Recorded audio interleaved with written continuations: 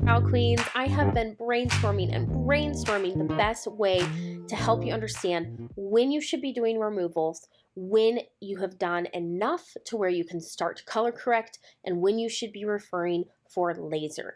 This is such a hard question and it's such a case-by-case basis, but I think I've finally figured out how to show you and teach you this. So here's the first thing you need to understand. This is a color chart for Tina Davies Art Heart Inc. And with my color course, I teach you the composition of all browns and how they're all made up of the primary colors, cayenne, magenta, yellow, or blue, red, yellow, okay, and black. Black is what makes a color light or dark. If you take any of these colors and just change the amount of black, that is what gives it the lightness or darkness, okay? And then what gives it the tone are the primary colors. The spread and the saturation and the amount of how much cayenne or blue, how much magenta or red, and how much yellow. That is what's going to determine the tone of the color. So if you take this ebony and you say, hey, I want to put a medium brown on it and I want it to turn out to be a medium brown. Well, guess what? We can only add color to the skin. We can't remove unless we are removing pigment. So if you have brows that they're this color, that are a dark brown or almost black, and you want it to be a medium brown, let's look at the composition of this medium brown. This black is at 78. This medium brown is at 41. So there is nothing that you can add to this ebony color to turn it into a medium brown. If you even add as much yellow as you can, all the way to the top, and as much red as you can, all the way to the top, best case scenario, you have changed the tint. You cannot change the lightness of a color without doing saline removal or laser removal. You have to pull out pigment to get it lighter. Let me say that again. You can add pigment to change the tint or tone of a color, but you can only make it lighter with removal. So first of all, now that we understand that, we're going to go into depth on the tones and what you can color correct and what you cannot. So these we're going to come back and reference. And by the way, I love iHeart Ink. It does have carbon, and we're going to talk about that a lot above. So just know that carbon pigment is harder to pull out. And when I say carbon, what does that mean? So this black right here in permanent makeup, this black is either represented by iron oxide black or carbon black. Carbon black is what they use in traditional black tattoos, and it stays in the skin. It lasts and lasts. So the good thing about that is that it's going to give longevity to your pigment. It's going to give good healed results. But in the long run, that carbon black will outlast everything. So the reason we need to know how to color correct, the reason we need to know how to do removal is because with time, almost all brows are eventually going to have that ratio out of whack and have too much black and not enough pigment, not enough color, not enough primary colors, meaning red and yellow. Remember, in permanent makeup, we never put blue into the skin. The black, meaning the iron oxide or the carbon, that is where the blue hues come from that mix with the other two primary colors to give us our brown tones. So let's just start in here with this first example. And again, this was just the first picture that came up on Google. Thank you, Flirty Flutters. So first of all, I would have personally done not saline, but laser, and I'll tell you why. How laser works is anything darker than the skin tone it attacks. So if you look at her brow hair, it is actually obviously a lot darker than her skin tone. So if you were to do laser on top of that brow hair, it would not only attack and pull that pigment, but it would also pull the brow hair. So trying to remove this area with laser would be a no-no because it would remove her brow hair. She would have a hairless brow. But in this case, where she is trying to do the front of the brows only, where she's trying to remove is where she doesn't have hair. So this is a perfect example of where you could do laser. If you're trying to get it back to skin tone, laser is going to do that the best. Sometimes you're left with like a little bit of some red tones left, and that's where you can then switch to saline. The only negative thing I have to say about laser, aside from also attacking the brow hair, is that A, it does not work with darker skin tones because it can't differentiate the pigment or the hair from the skin tone. And B, sometimes this happens. This is a perfect example. Sometimes you get a little bit of scarring. That being said, you can treat this with microneedling. Okay, so circling back, if you were to do this with saline removal like she did, it's still an improvement. I will, as you can see this, the black, I just like color picked right here, one of these tones. And if you open that up, the black is at 68. And then you go over to the after, and I think that's a pretty good representation of this tone. And it has lightened up all the way to 36. But here is what I want you to pay attention to. Look at the cayenne. Look at the blue. It is at 65. If you go back down to this original one, look, 69. When the blue has a hard time being lifted out, you know that this was carbon pigment. Carbon black, pigment with carbon black in it, is always going to be more difficult to lift out with saline. If you do a session and you just start to see tons of blue, that is when I sometimes tap out and go, hey, let's do laser, because laser does great with carbon. So that being said, let's pretend we want to color correct either of these, okay? So if we were to take this and say, hey, we're going to add as much yellow as possible, and we're going to add a little magenta in there too, a little red.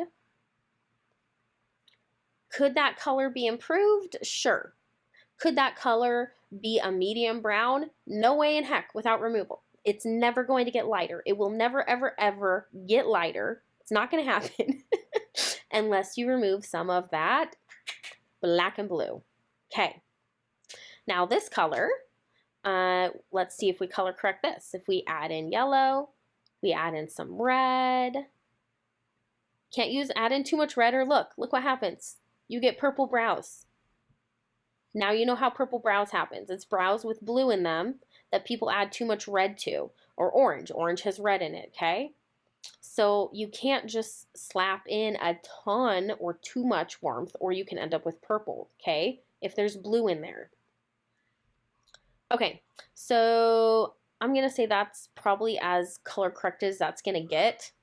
And it's still not a super yummy color, first of all. Second of all, there are certain hair strokes here that is actually darker than this represents. So this isn't a perfect depiction of how this could be color corrected. But the main important thing is you can see how color correcting this color or color correcting this color, you can get it lighter here. So this is the purpose of saline removal, to pull out that black enough and to pull out that blue enough to be able to color correct. So when it is enough depends on where in this color chart you want to be. You have to pay attention to two things, the black content and the blue content. So we're just going to rapid fire, now that I've kind of broken it down for you, do a few examples here. So, and again, I literally just clicked these color picker and just tried to find a good representation. So that's kind of where I ended up with, but that's how I am getting these colors, okay? So I'm going to click here. We're going to look at the content. Oh no, my computer's going to die. That's fabulous. Okay. So this has 71 on the black scale and 63 on the blue. So this is, it doesn't say how many removal sessions. Best guess, this is going to be at least 4. The only other thing I'm going to mention is you can kind of see when the skin gets kind of a glistening look to it, that means the skin is starting to be scarred. When the skin is scarred, it stops accepting ink well. So it is a delicate balance of creating scar tissue and removing pigment and color correcting. But if that skin is scarred, it is going to be harder to color correct it. So just keep that in mind. Okay, so we take this color, which I think this is a pretty good representation. And let's check this out. So the blue did come down quite a bit to 46. That's better. And the black is way down, 11. Look at that. So again, you know that this is carbon black because otherwise that blue is going to come down in conjunction with the black. So if you take this and let's pretend that it wasn't carbon black and it actually pulled out more of the blue with it, that's where you end up with the pink brows. When you do removals and you end up with pink, it's because this magenta and yellow don't pull as easily as iron oxide black. So if you have carbon black, as you lift, you're going to get gray, gray, gray, gray tones. If you have iron oxide black, as you lift, the cayenne, the blue, is going to come down with the black. And you're going to end up with red brows. So I'm going to put this back where it was at. There we go. So these top 2 are examples of what I believe to be carbon black removals. And these brows, as they're being lifted, you can see this red coming through. This would be lifting out iron oxide pigments. So here is the main thing that I want to show you though, okay? So first of all, these brows, you take them and they look like scary. First of all, these have to be removed because of the blotchiness. I mean, look at this, what's happening there. However, and you guys can call me crazy, but I personally would go in and spot remove this. Remove here, remove along this top edge, remove a little bit through here, because look at this color, okay? Look at the composition. It doesn't have that much black. It doesn't have that much blue. It does have a lot of red, 72. But let's come down here to Tina Davies' dark brown and look at this. It doesn't need that, it doesn't have that much more magenta. This is 69. So what are we lacking in those brows to equal this color? Let me copy this, come up here. Sorry, hopefully I'm not making you like sick.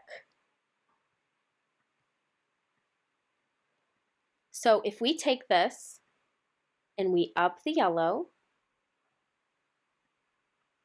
look at this. Look at that. Okay? I think that people get really freaked out when they see purple brows, but they don't realize how easily they could be corrected with warmth. Because what they do is they try to add in orange.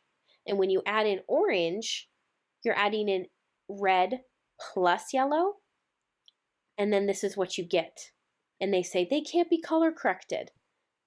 They can. But you need to be adding in yellow only. People don't look at this and see it as a purple brow, but this is a purple brow. The balance of this brow is purple. As you lighten this, it's going to lighten more evenly and balanced because, again, this is iron oxide, not carbon. So as you continue to lighten, same thing. Your magenta is higher, your balance, your magenta is higher than anything else, then yellow, and then your blue and black fall after that. So to color correct this, guess what? You've got some purple brows, right? Up your yellow, Look at this. It's not that hard. It's not that hard. Where it gets difficult when you're dealing with scar tissue, the skin is like a sponge.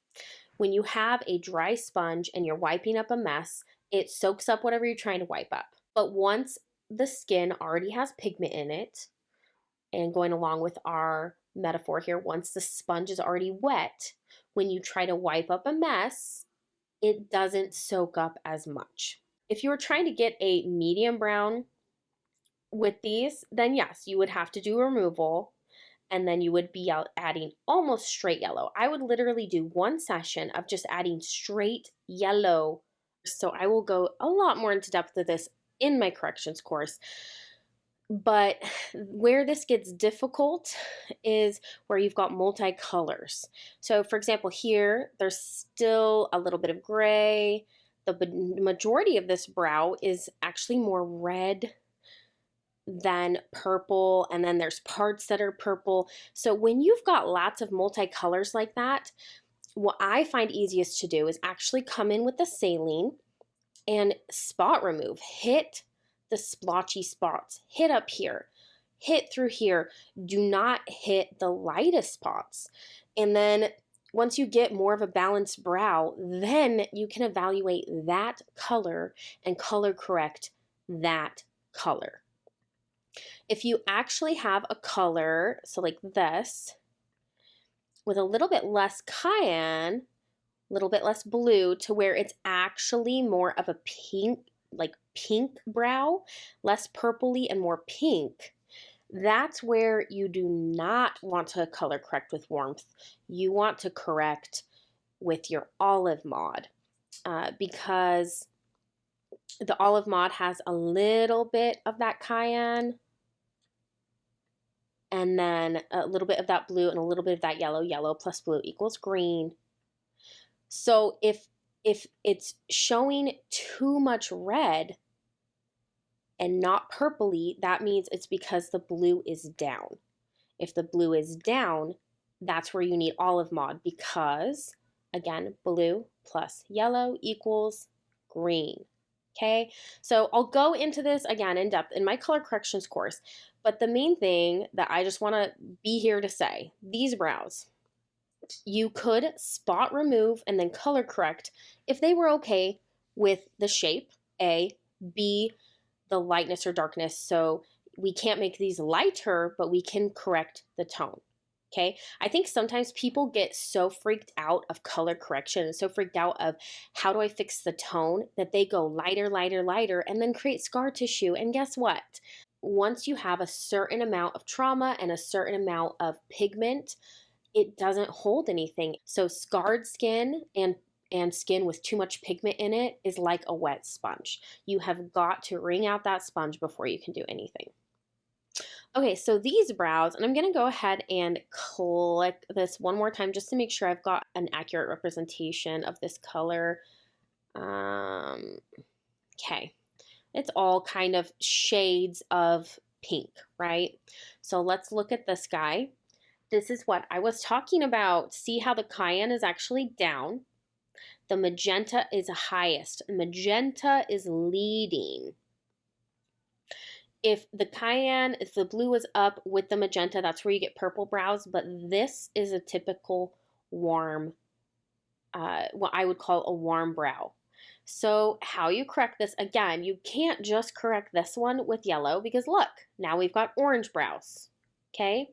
So that's where you have to correct with yellow as well as blue, which this is an Olive Mod, and look at that, bam. That reddish color is out of there. So I think people are also scared to go in with just straight modifiers, and here's why. For example, let's look at this brow. This brow is not nearly as saturated, it's not nearly as warm. In fact, let's just look at this. And click. I mean, some of this is like that pink is still there, but part of that is just the pink from her skin tone. And if you look at this, if you were to add the same amount of yellow and blue to this that we did the other one, then you're going to end up with gray brows. So here's where it gets complicated. And again, this is going to be more in depth in color corrections. But the way that I color correct and the way that I do saline removal, you have to worry about balancing the brows. You have to create balance. So if I had these brows, before I did anything, I would just do one session on this brow, okay? And maybe like right here, maybe right here, and then I'd go ahead and just do one more session on this brow so that we have a balanced palette. And any areas that are a little bit darker especially, go through, because if you have a palette that is matching side to side, that's where you're going to set yourself up for better success. My gut, although she did, I mean, they look color corrected now, right? They do. But my gut is that once these heal, this brow, this warmth is still going to be there, and this brow, it's not, because there's so much less warmth. If she put the exact same color on both these two brows, this brow is going to heal differently, because you can add color on top, and it's like putting makeup on top of whatever you're putting on top of, right? It's a covering on top. So when this ink is fresh, it looks like it color corrected it, but after it's healed, it didn't actually get rid of this warmth. It did not. So these healed, I would be interested to see, but I think I highly doubt she color corrected differently side to side, and therefore it's not going to have healed well. So I would kill actually to see how those healed. Okay, so this is more kind of showing accurate expectations. So I'm going to come back to that, but just to wrap up one more time of iron oxide and then carbon and kind of the difference. This lifted out to almost skin in 4 removal sessions. I feel like that is such unrealistic expectations, but at the same point, iron oxide lifts out generally, just like taking that color, lightening the opacity, and then adding a little bit of magenta in there, just a tiny bit, and a little bit of yellow, because again, the yellow and the magenta are what are slower to be pulled out. And see, that's like, okay, close, but that's how this lifts. So because of how this lifted, I'm going to say that that is iron oxide pigment. And this insane amount of red, this is an iron oxide pigment where they added red in. Like they were either trying to color correct or they were trying to modify, and they put way too much red in.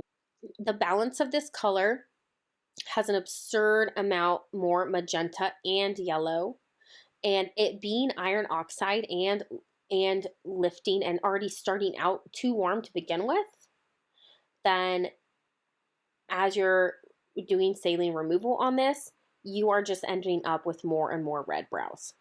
So this is where you do have to get to the point where these are low enough to be able to color correct. So when people say you have to pull out the red, this is what they're talking about. If it is this saturated with red, then yes, you have to keep going. You've got to keep pulling out a little more before you're going to be able to color correct this. Like if we take this guy and add a little bit of depth, the darker tones like brown, medium brown, dark brown, they have built in a fair amount of these two tones. So you will never, ever, ever just straight put black in brows. What you will do is put in, a brown tone. And to put in more yellow and more blue, meaning a olive mod corrector, right? Because yellow plus blue equals green. I'm sorry, I keep repeating, but repetition is how you learn, right? So basically adding an olive mod and then a final pass of a dark tone, like one pass of a darker tone would kind of up that black. that's how you would color correct. But look at this. Do you see how dark it got? So this is the issue. When you have this much red in there, if you want a medium brown or a light brown, you're going to have to get this to where the amount of magenta in there, okay, is like down to like here.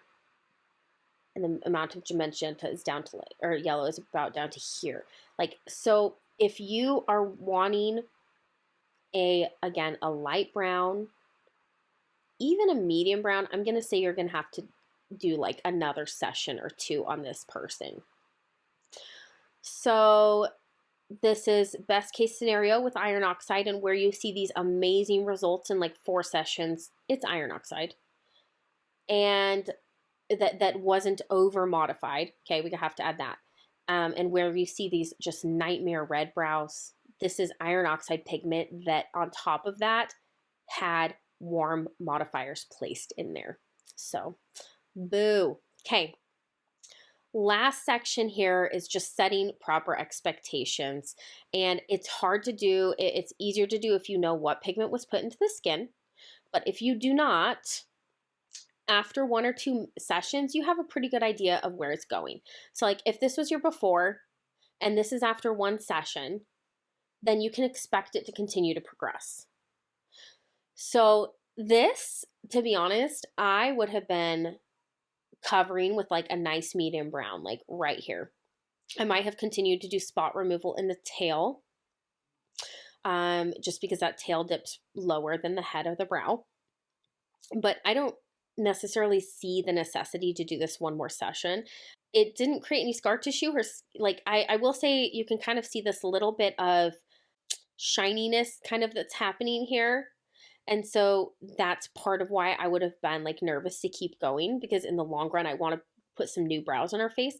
But at the same point, that spottiness, maybe she went through and just did hit those darker areas to create a more balanced palette. Then I understand why. You killed it. It's a balance. You have to know your target color, and you have to know the health of the skin, where it's at. You have to ask yourself, what is in the skin now? What do I have to remove? What do I have to add? And if you have to remove anything, then obviously you have to do removal. It's like A plus B equals C type of thing. And with color correction course, that is what I am doing all day long. I am actually laying it out as a math problem for you to be able to figure this out. So this guy, 3 sessions, again, amazing results. If you're lifting this much in 3 sessions, guarantee you it's iron oxide. Not to mention, look at that red, right? So that red, it just tells me that there's iron oxide in that pigment. So to get this to, whatever target color you want, it's so easy. And in fact, I don't even know that it's really that dark, depending on the skin. I don't know why this is not really picking up correctly, but yeah, there we go. This is just so much dramatically lighter. You can literally just go through, put whatever you want. You don't even have to color correct this at this point. I mean, you can open this up and see that there is a base of magenta and yellow, of your red and yellow, but for the most part, you can put any brown on top of this and it's just gonna look beautiful. So yes, you can just keep removing until you basically get down to skin. But I think at the end of the day, people tend to do way more removal sessions than they need to because they don't understand color correction. So find the balance, but if it's lifting out this easy, if after 2 sessions, I mean, imagine where she was at 2 sessions, right? If it's lifting out that easy, then go for it. Do 3 sessions. But if you're at 6 sessions and it's not budging, if that gray is still in there, if it's looking purpley, if it's looking ashy, that these kind of, blue tones, don't be afraid to get in there and color correct once the blue is lifted enough. Maybe do 1 more session to balance out, like spot lift certain areas, but don't be afraid to color correct. So what I do all the time is I explain to my clients just what I told you. At the end of the day, it could be 3 sessions, 4 sessions to where we're back to skin if this is iron oxide and if they didn't over modify your brows with warmth. That's best case scenario. Worst case scenario, we've got some carbon black in there. And as we do our sessions, that blue is going to come through more and more, and we're just going to keep fighting it. If after one session, it just barely budges and you're okay with losing your brow hair, I'm going to recommend laser. If they are committed and want to do this slowly over a year, then great. We'll keep working at it. I know we're getting somewhere, and I'm not afraid to color correct, but I like to prep my clients for best and worst case scenario, give them their options, let them make their decision, and then after the first session's down, we have a clear picture of where we're headed, but don't be afraid to color correct. And again, stay tuned. Full color correction course coming as well, and you can download this as a PDF. And if you have questions, go into my group, make a post. I spend about 20 hours a week in there doing my best to answer and help artists grow.